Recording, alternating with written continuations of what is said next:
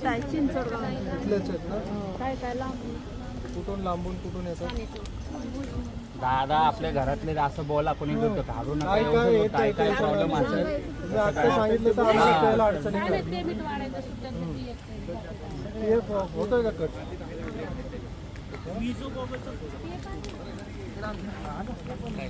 हे भेटतो का ताई? चेक करता येतो का तुम्हाला? हां. तुमच्या मधले लाडके बहिणीचे पैसे पडतात का तुम्हाला?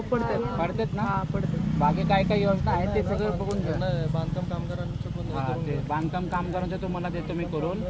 हां. तिथं वर्षातनं तुम्हाला 6-7 हजार मिळतात. 10-1,000 10-15 हजाराची तुम्हाला भांडी काय जे काय दरवर्षी काय ना काहीतरी योजना आहे शासनाची. आणि त्याचं कार्ड आलं की तुम्हाला आपल्या कुठल्या बहिणीलाचं लग्न असेल किंवा हॉस्पिटल असेल तुमच्या मुलींचं काही असेल तर थोडी शासनाकडनं त्यात थोडी मदत मिळते. थोडी काय करत ही योजना ती योजना परत हे परत चांगलं आपण विधवा महिलांचं आहे. विधवा महिलांचं आहे. परत नंतर कन्या योजना.